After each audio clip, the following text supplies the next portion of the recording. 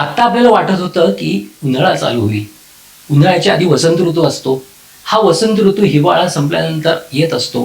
हिवाळ्यामध्ये आपल्या शरीरामध्ये कफ थिजत असतो आणि हा कफ जेव्हा वसंतामध्ये उष्णता वाढते तेव्हा हा कफ पातळ होतो आणि या कफाचा प्रकोप होत असतो.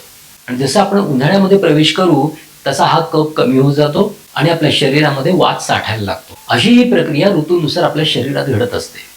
आता खरं तर वसंत ऋतू आहे, उष्णता जास्त वाढते आहे आणि उष्णतेचे आणि कफाचे त्रास आपल्याला जास्त होऊ शकतात. परंतु आता झालं काय, 3-4 दिवस झाले आपण पाहतोय की पुष्कळ पाऊस पडतोय, विजांचा कडकडाट होतोय, ढगाळ वातावरण आहे. याला आयुर्वेदामध्ये दुर्दिन असं सांगितलेलं आहे. दुर्दिन म्हणजे ढगाळ वातावरण असतं, काही करावंसं वाटत नाही, सूर्यप्रकाश नसतो आणि असा दुर्दिन असताना आपल्या शरीरामध्ये वात वाढायची जास्त शक्यता असते. याशिवाय अगदी 12 महिन्यामध्ये जे ऋतू सांगितलेले आहेत त्या ऋतूंच्या स्वभावापेक्षा त्या ऋतूंमध्ये वेगळेच बदल दिसत असतील.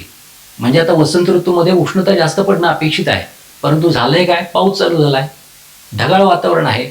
मग अशा वेळेस आयुर्वेद म्हणतो की हे ऋतुवैषम्य आहे. म्हणजे जो ऋतू पाहिजे त्याच्या विपरीत लक्षणं दिसतात त्याला म्हणायचं ऋतुवैषम्य. आणि या ऋतुवैषम्यामध्ये आपल्या शरीरामध्ये ना नुसता वात, कफ किंवा पित्ताचा प्रकोप होतो, तर तीनही दोषांचा प्रकोप आपल्या शरीरामध्ये होऊ शकतो. म्हणजे आपल्याला वाताची दुखणी, म्हणजे कुठे कुठे दुखणं असतं, आमवाताचा त्रास वाढू शकतो, दम्याचा त्रास वाढू शकतो, असे त्रास या ऋतूमध्ये वाढू शकतात. पित्ताचेही त्रास वाढू शकतात आणि कफाचेही त्रास वाढू शकतात, खोकल्याचा त्रास वाढू शकतो, दम्याचा त्रास वाढू शकतो, तापाचा त्रास वाढू शकतो. असे अनेक त्रास या ऋतूमध्ये आपल्याला होऊ शकतात. यासाठी एक महत्त्वाची गोष्ट तुम्हाला सांगतो, ती म्हणजे या ऋतूमध्ये भूक चांगली राखा.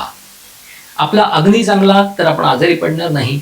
अशा या ऋतुवैषम्यामध्ये जर तुम्ही खूप आहार घेत असाल, तुमच्या भुकेच्या पेक्षा जास्त आहार घेत असाल, तुम्हाला पचणार नाही त्याच्यापेक्षा जास्त आहार घेत असाल, तर तुमच्या अग्नीवर, तुमच्या भुकेवर त्याचा दाब वाढतो, तुम्हाला अन्न पचत नाही आणि तुमच्या शरीरामध्ये जास्त 3 दोषांचा प्रकोप होऊन कोणताही आजार 3 दोषांमुळे होणारा तुम्हाला होऊ शकतो.